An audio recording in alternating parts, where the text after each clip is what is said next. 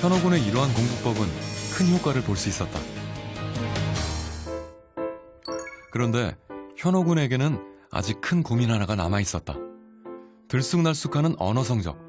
아무리 생각해도 그 이유를 알 수 없었다. 언어 능력은 제가 원래 글쓰기 좋아하고 책 읽는 걸 좋아해서 좀 자만을 많이 했어요. 그러다 보니까 1등급도 나오고 3등급도 나오고 심지어는 5등급도 나온 적이 있어요. 그래서 좀 절실하게 느꼈어요. 수능 때 만약에 5등급이 나오면 어떡하냐. 그래서 공부를 좀 이제 제대로 시작하자라는 마음을 다지게 되었어요. 공부 방법을 바꿔보기로 했다. 문제풀이는 뒤로 미루고 말을 듣고 몹시 기뻐서 그에게 한... 지문들을 재미난 소설 읽듯 읽었다. 또 중략이네. 중략된 부분이 있으면 그 내용이 궁금해서 도서관에서 책을 찾아 그 전문을 모두 읽었다.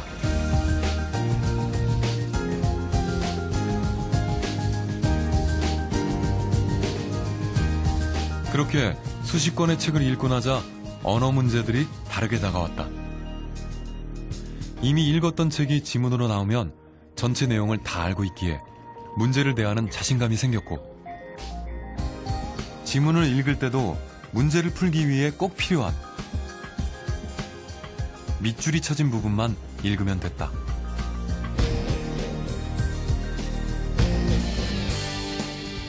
그 과정들이 즐거웠기에 지치지 않고 공부할 수 있었다.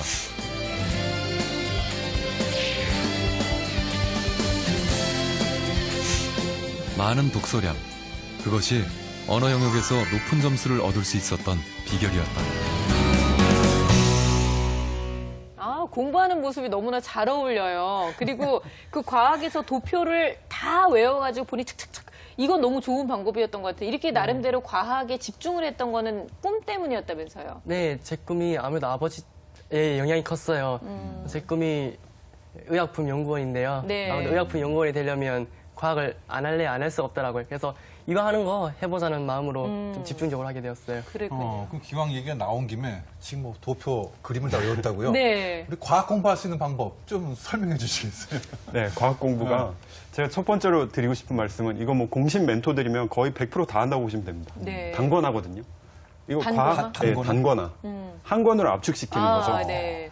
뭐 이게 교과서, 참고서, 뭐 필기 이런 것들을 한 뭐 노트나 아니면 교과서 정해가지고 거기다가 모든 내용을 다 압축시키는 네네. 거예요. 그 새롭게 알게 된 뭐 보충 내용이 있다면 거기에 그 한 권에다가만 다 본인의 책을 그냥 딱 하나 만들라 이거네요. 그렇죠. 나만의 어떻게 보면 교재인데 그 한 권을 가지고 계속 수업 뭐 고3 때까지 계속 보는 겁니다.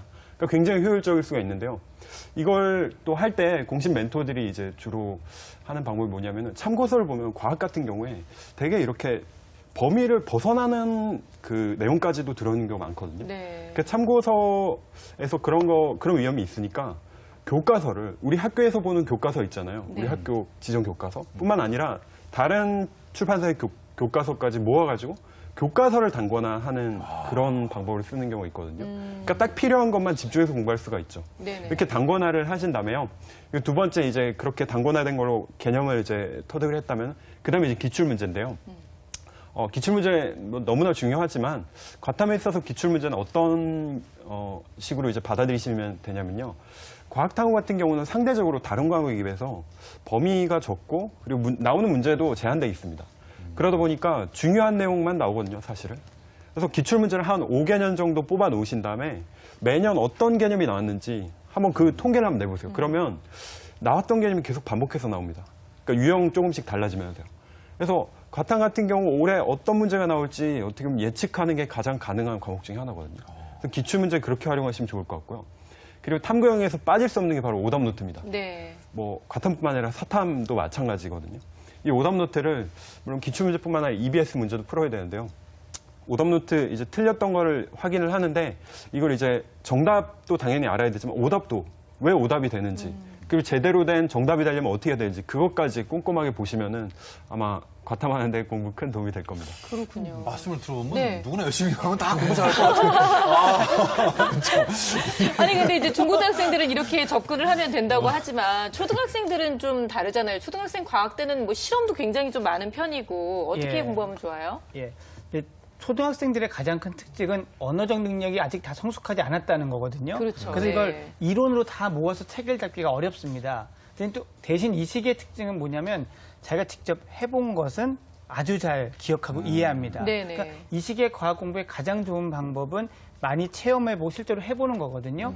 이것들이 많으면 나중에 가서 이론적인 것들을 봤을 때 훨씬 더 쉽게 뭐 거저먹다시피 하고 들어갈 수 있는 게 있기 때문에 네. 시간적으로도 이런 걸 하기에는 초등학교밖에 시간이 없어요. 그러니까 초등학교 때 과학 공부는 실험이나 체험 위주로 가는 것이 가장 효율적이라고 봅니다. 그래요. 자, 이번에는 현우 군의 그 언어 부분의 영역의 공략법을 좀 얘기를 해볼 텐데, 우리 강성태 선생님이 늘 항상 이제 지문을 확실하게 꿰고 있는 거를 강조했었잖아요. 네. 근데 어떻게 보면 우리 현우 군 같은 경우에는 그냥 책을 다 읽어버렸어요. 네, 맞습니다. 예. 굉장히 좀 일맥상통하는 부분이 있는 것 같아요. 그렇죠. 언어 영역 이제 시험을 볼 때 학생들 가장 큰 고민이 시간이 부족한 거거든요. 근데 시간이 부족하니 무슨 속독 능력을 터득해야 된다 이런 생각을 많이 하는데요. 네. 사실상 그 속독력이 단기간에 터득되지는 않거든요. 그래서 가장 빠른 방법은 그 지문에 내가 아는 지문이 나오면은 거의 뭐 지문 안 읽어도 읽어도 될 문제 풀 수 정도로, 있을 그쵸. 정도가 되거든요.